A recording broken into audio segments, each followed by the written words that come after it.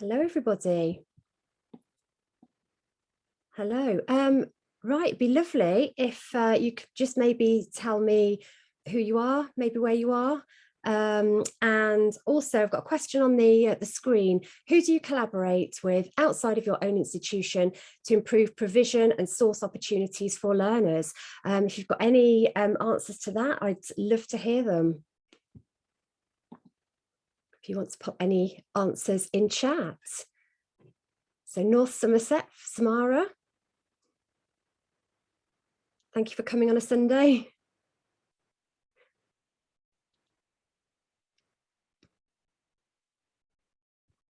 So you've got a few other people here as well, which is fantastic. Just wait a couple more minutes until people come in and then I will get started.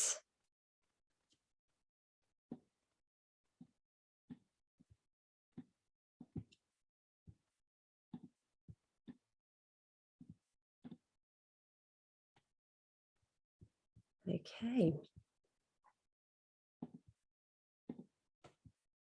Right, I'm hoping then that everyone can see my screen okay. Perhaps if you, could you actually just put your thumbs up if you can see my screen? Yeah, I can see a thumb up or a hand up. Yeah, that's brilliant. Okay, fantastic. I'm glad that's working. So, okay, so hi everybody. As I say, thank you so much for coming. And what I want to talk about today is Coventry City of Culture and Languages, which is an inter-organisation cooperation with the aim of improving language provision and uptake. So if you've got any questions, I should actually be here with my colleague Vicky today, but unfortunately she's not very well. So I'm afraid you've just got me today. So if you've got any questions, perhaps if you could pop those in the question and answer section, and I will answer those at the end. So it's going to be a bit difficult to monitor both at the same time. So, and again, if anybody asks a question and it's sort of a question that you'd really like to know the answer for, you can also upvote that as well. So that will go to the top.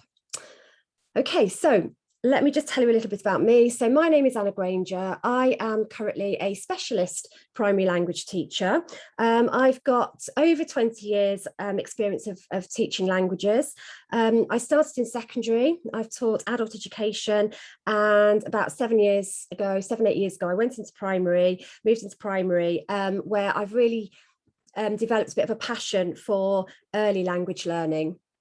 And I'm also a British Council Schools Ambassador. And my colleague Vicky is a secondary languages teacher. She's been teaching for about 11 years at President Kennedy School in Coventry, and is also a member of the Chartered College of Teaching. And we always really, well, we've been branded as the Ant and Dec of MFL. And so given that Vicky's not very well today, I kind of feel a bit like I think Dec probably felt when Ant was in rehab and he had to go it alone. So best wishes to Vicky. I hope she makes a quick recovery. So what do we want to speak about today? So first of all, why Coventry City of Languages? How did it come about? I'll talk a little bit about our vision, our launch event, which we had about 4 or 5 weeks ago now, and also the future. So why Coventry City of Languages? So anybody who works in a one-person department probably knows that it's a bit of a lonely experience. And after a couple of years in my job, being the only language teacher, I just really felt that I needed to bounce ideas off people. I felt as though I needed to really have more cooperation with other language teachers, particularly in primary.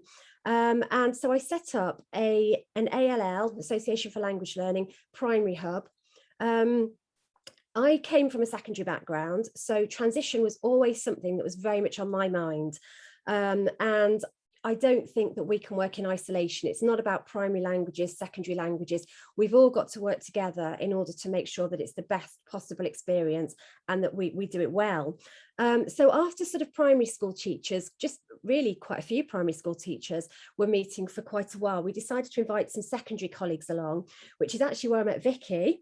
And we've kind of morphed really over the last few years into, we now just call it the Coventry MFL Hub, and we've got primary, we've got secondary teachers, but we also have people that come along from the university sometimes and other places as well.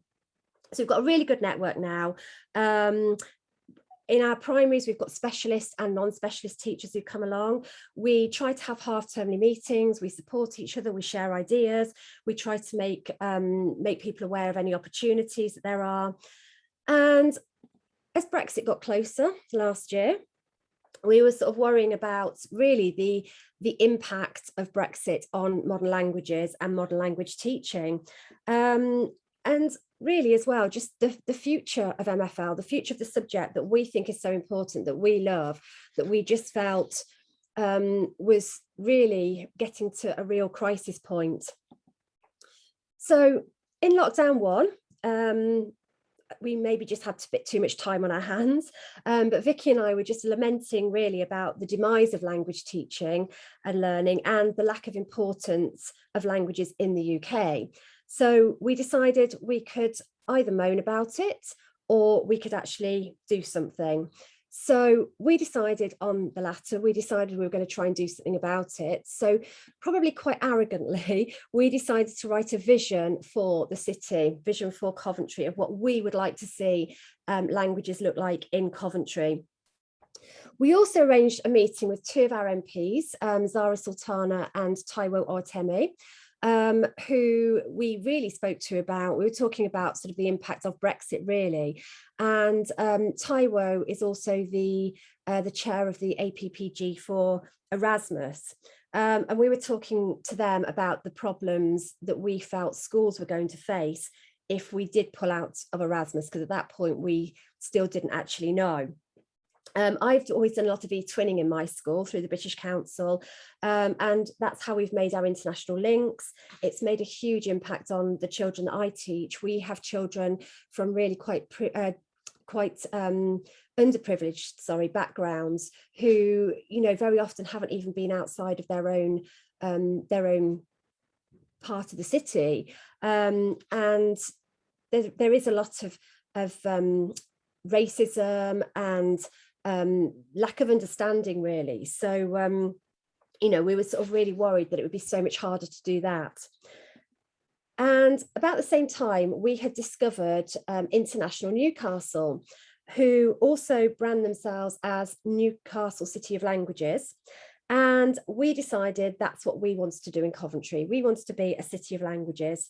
And Zara actually suggested that if we just said to people as we met them, you know, Coventry City of Languages, she said maybe people will just always think that we have been a city of languages and they won't really think anything of it. So that kind of gave us some confidence really. So you may know that Coventry is actually the City of Culture for 2021. And I have gone to several meetings of the Education Partnership, and said to them, what about languages? What are you going to do for languages? You can't have a city of culture without languages. And very often they've just looked at me very, very blankly and sort of said, well, you know, this is about music and dance and drama, and you can't have languages there. You can't just have languages. And even talking to producers recently, because I still haven't shut up about it, the answers were, well, we couldn't do everything. We couldn't cover everything. But we actually think that they missed out something really, really, really important there, missed a real opportunity. And we thought there were opportunities there to be seized. So we decided that if we didn't try it, we would never really know whether, whether we could sort of succeed or not.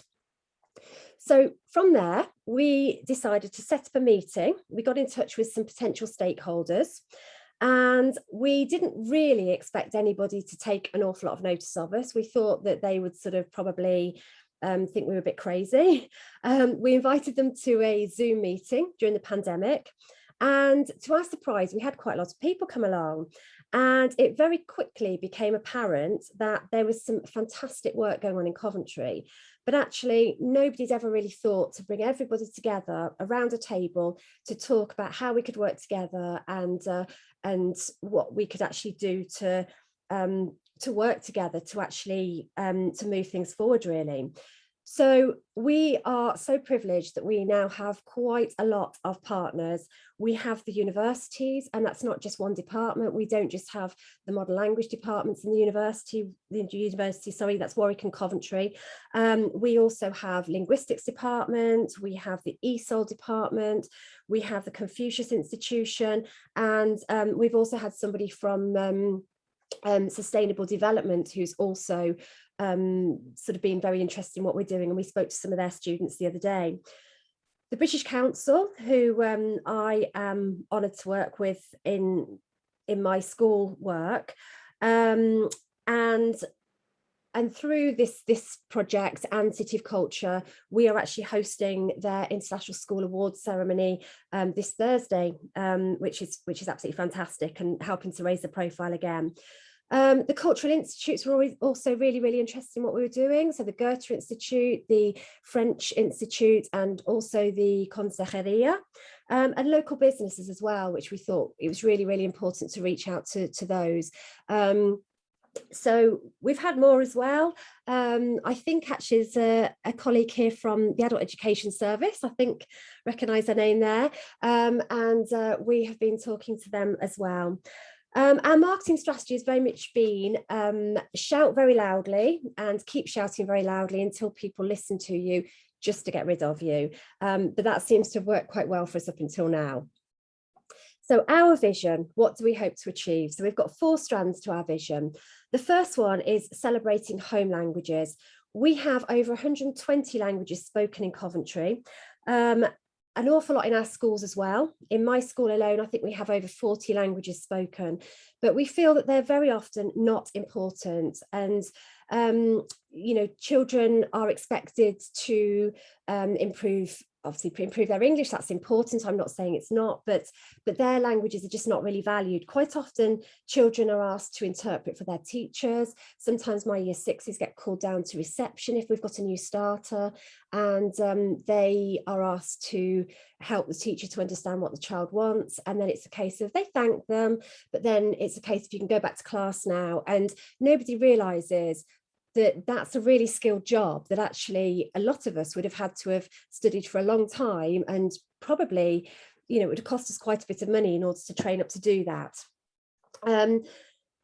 EAL children, English as additional language children, I think very often feel like they're playing catch up with their colleagues, that maybe they think their English is never going to be quite as good as their peers. But actually, if you speak to them in their home language, their faces absolutely light up, and they can really excel at languages. And there are so many other things as well, you know, through their bilingual brains, having those bilingual brains, so many other things that they can really excel at as well. And we need to value those languages so much more. The second strand is about improving language teaching and learning. So our aim really is to improve uptake at Key Stage 4 and beyond, going into A-level, universities, and carrying on that learning as an adult as well. So we like to look at languages as lifelong learning and not just about school learning, universities, and so on. We want to find opportunities to engage learners and put things into a real life context as well. And the main idea is to really develop that joined up thinking. That's something that I've been saying for a long time, that we need that joined up thinking. We need to communicate with each other. Our third strand is about upskilling primary school teachers. One thing that we really have discovered over the last probably year or so is that a lot of head teachers and senior leaders don't really understand languages.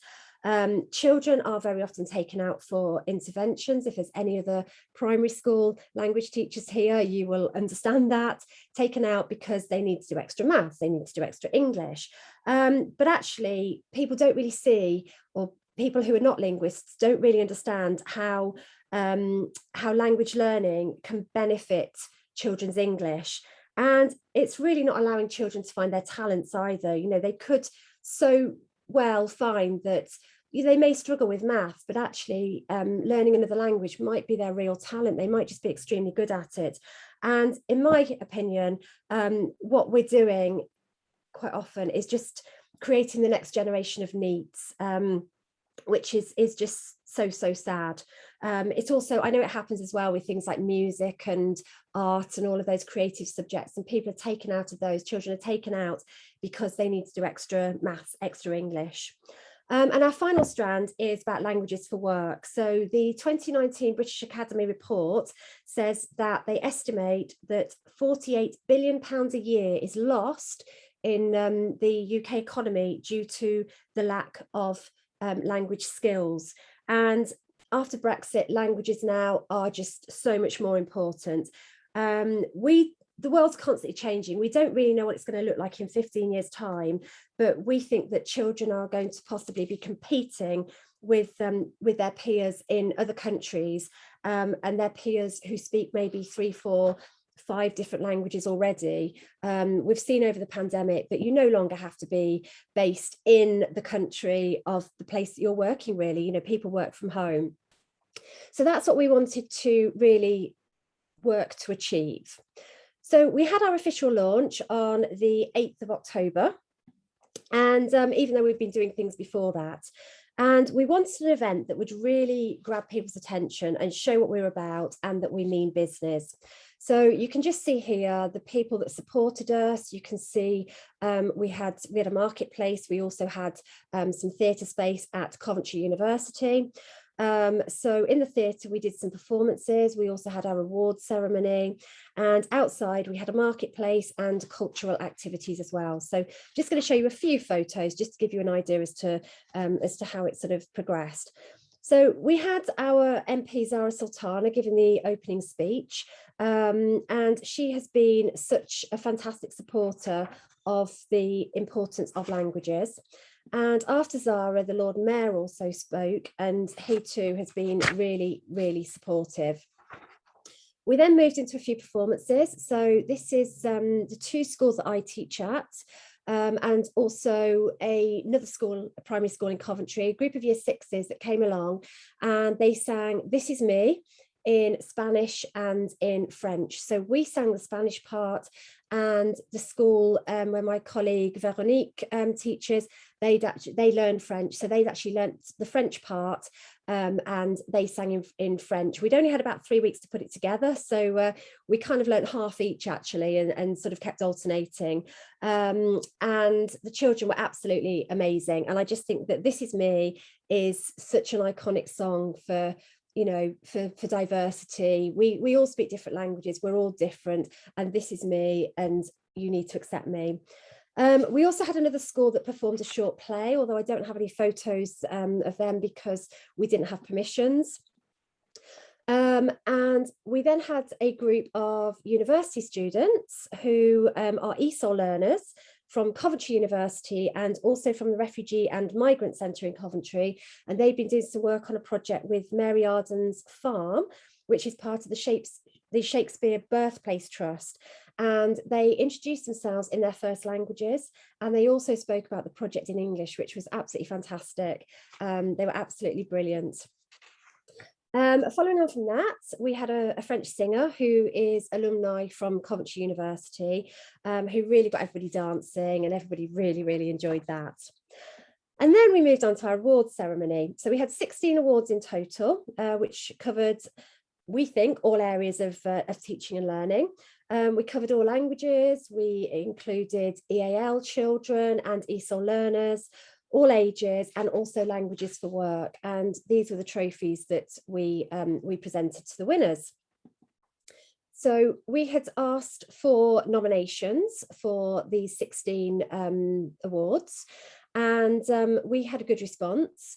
And we had, so just to give you an idea of the awards that we gave out, we had Secondary Language Teacher of the Year, we had, Primary and Secondary Language Teachers of the Year, we had Secondary and Primary Language Learners of the Year, we had ESOL Teacher of the Year, ESOL / EAL Learner, we had companies recognising the importance of languages, Young Interpreter, Community Language Champion, and Adult Learner as well. So we managed to get some funding, some sponsorship, from various companies. So this award was sponsored by Sanaco. And we've had no money up until now. We still don't have any money at the moment. So that's how we managed to get the money in order to actually put this on.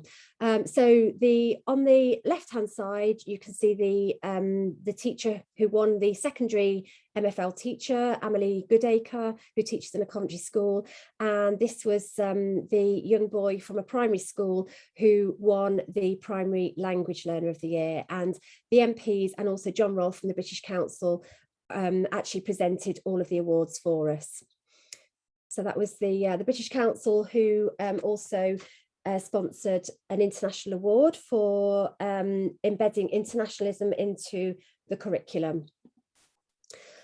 We also had Warwick University, who launched a competition just beforehand for primary schools to create a poster all about one of the languages that's spoken in Coventry, and secondary pupils were able to write a poem or a short piece of writing about what it meant to them to be able to speak or learn another language. So we actually gave out the awards for these competitions as well. And this was the the winning entry for the primary competition. Those had actually been organised by students at the university, so it's fantastic to have students involved as well. And we think that it's so important for particularly children in schools to have people to inspire them who are much closer to their age group than their old teachers, who they think are just saying things because they have to. We had a marketplace outside. So this was the Consejería, Jose from the Consejería, who came along to talk about opportunities for schools and teachers. And he's pictured there with some of the Coventry University student ambassadors who came along and kindly helped us to direct people and just help out generally. We also had the French Institute, the Goethe Institute. This was the Confucius Institute, and we also had a Chinese book company called Cyprus Books that came along as well.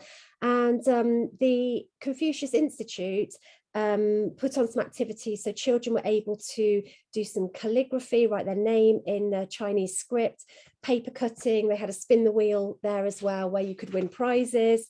And this is just a picture of a few of my students actually at school trying out some of the activities.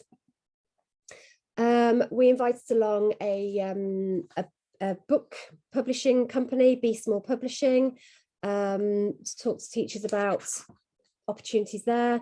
And this is a local translation company as well called Comtech, who have been extremely supportive. They were talking about translation as a career, trying to enthuse young people as well. So that was fantastic. So through our partners, we've already started some projects. So one of the projects that we've been doing are some virtual visits. Obviously, during the pandemic, we couldn't run school visits or trips or anything like that. So the university they had some students who were on their year abroad, and they linked them with different schools to actually run a virtual visit. So the students would go around the towns or the cities that they were living in, take photos, videos, video people, native speakers in that city, and send them to their schools so that could be used in the classroom as a real life opportunity. And my school actually was partnered with a student who was in Malaga, and the children were so motivated that they could actually see Malaga on their computer screen at school. And we also had a video conference with the student towards the end as well, which they really, really enjoyed. Vicky in her school had an author who came in, and some of her bilingual students ended up co-authoring a book on bilingualism, which was a fantastic opportunity. We've had some university students visiting school classrooms, particularly year 9, to talk about their experience of learning languages and how it can help you later on in life. And again, Vicky had a few of these students come into her classroom, and she said that at the end, she had some emails from students saying that they had decided they were actually going to change their options. They hadn't chosen Spanish, but after having those students speak to them, they decided that actually that would be the better option. And one of the latest projects that we've started as well is with a company called Twin Studios Project in Coventry. Fantastic young lady called Rose, who works with our twin cities abroad, and we've been pairing up Coventry schools with schools in our twin cities so far, in order to try and really develop those links again with our twin cities. So the future, where are we going from here? So at the moment, we've been doing all of this on top of our jobs and our families, and we need to make it sustainable. So we've decided we are going to set up as a charity and also a CIO, a community interest organisation. We have found our trustees, we've written our constitution, we are about to send everything in to get approval, and we hope that through that we can actually get some funding to really further this work. Up until now, we've had no money, we've had to beg, borrow and steal everything in order to get to where we are today, but we know that we could do so much more if we actually had some funding and some people to we could actually pay some people to be able to do some of those projects and do admin and things like that as well. So we also want to create a single point resource for all. So we do have a website. Our idea really is that we will develop that. And so if anybody wants to know about languages, anything about languages in Coventry, they would know they can go to the website and all of that information would be there. We found out that there is a multilingual library in Newcastle, so we got in touch with them, found out how they'd actually organised it in the start, and we are trying to now create our own multilingual library. We've been really lucky because the lady in Newcastle who runs the library in Newcastle has actually given us some books to get us started, which are in a whole variety of different languages actually, both for children and for adults. So we're currently looking for a space, and we're hoping as well that we can actually get some refugees, migrants to actually volunteer and help us to run that library. Very often they can't work until they've got their paperwork, but it would help them to gain experience, learn English, give something back to the community, and so on. And we also want to do a bit more work with the Refugee and Migrant Centre and getting ESOL learners coming into schools to really help those children who speak other languages. Why do we need to do maths and topic work in English? You know, there are so many children out there that maybe their English is not, you know, it's still developing, but actually they might be really, really talented mathematicians or something like that. And if we can get that support for them, then obviously they are going to make so much more progress. We also want to run some more events. So we want to do an annual awards ceremony. We want to do some language celebrations, performances, workshops for, well, not just for schools, but I suppose at the moment we've been thinking about schools because Vicky and I are both school teachers, but we've got a great partnership with one of our local theatres, and they're looking to improve their outreach. We've also got a good relationship with the Music Hub as well in Coventry, so we're hoping to really firm up some of those partnerships as well. We want to do CPD for teachers, particularly primary at the moment, and ultimately we want to change policy. So we're not the first city of languages. Newcastle were obviously there before us, but we've actually had lots of interest and contact from people in other cities over the last few weeks who have found us on social media. So we know that Manchester have recently set up a city of languages, although we're still trying to work out who runs that, so we can get in contact with them. So if anybody knows who that is, please ask them to get in contact with us. We had a meeting with a lady from the university in Leeds a couple of weeks ago who wanted to know how we'd gone about setting up, and they are now looking at creating Leeds City of Languages. And I know that the fantastic Susie Buell and York University are also in talks as well about how to do something similar in York. So we'd love to create a City of Languages movement, because again, we think that if we can all work together, then we can actually make change. So could your city or your town be next? We'd love to help you to get on board. If you are interested in finding out more, we can help you to hopefully get started. So thank you for listening. And if you've got any questions, I will have a look in the Q&A section in just a moment. But those are our contact details. So we're on Twitter. We're probably most active on Twitter, actually. So follow us on Cov Languages. We are on Facebook, and there is actually a QR code in the corner that you can scan that will take you straight through to the Facebook page.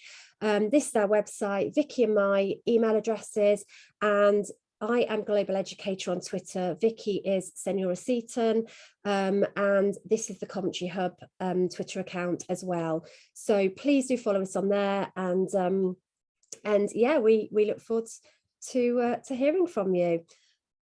Just trying to find whether there's any questions. I don't think there are, but if anybody does have a question, if you want to maybe put your hand up, I can always allow you to speak if you'd rather ask the question verbally. Got Chris there. I don't know whether his hand's up to ask a question or whether it was up from earlier.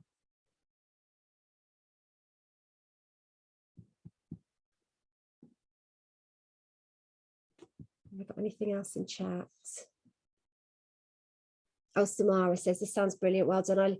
I love the idea of virtual visits with year abroad students. Yeah, it was really motivating certainly for my year sixes, who they absolutely loved it. And I think it just gave them, very often, I don't think that particularly primary school children really understand that children in other countries are really the same as them. They like the same things. They have the same hobbies. They go to school just like we do. And so it was fantastic for them to actually see that other cities were no different, really. Other countries are no different to ours. So yeah, it was really motivating. They absolutely loved it. And I managed to really create a whole term of work around that, which was just great. Okay, Chris, yeah, it was up from earlier. That's not a problem. Any other questions?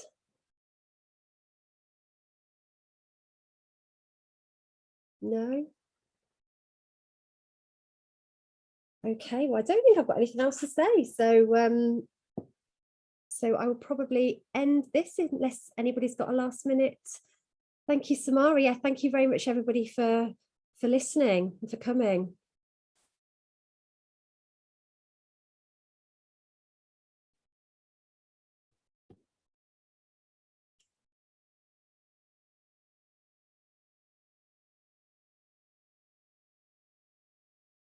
Oh, fantastic, Chris, working in Coventry. That'd be brilliant. Yeah, absolutely.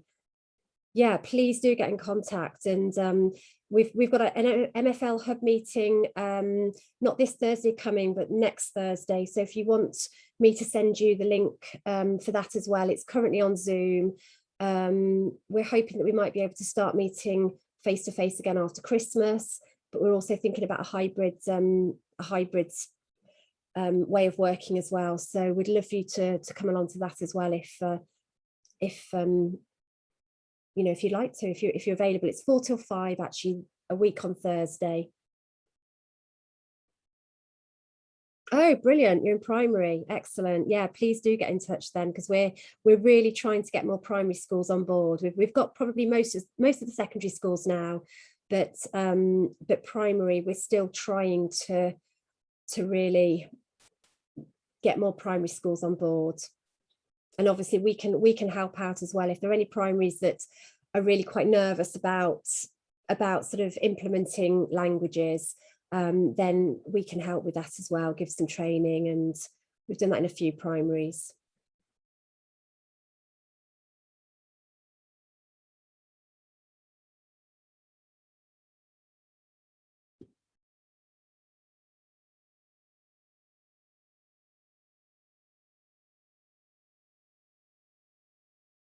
Okay, right, that seems to be everything. So I will stop sharing my screen, and if there's nothing else in the chat or the Q&A, then I will end it. So thank you very much. Bye.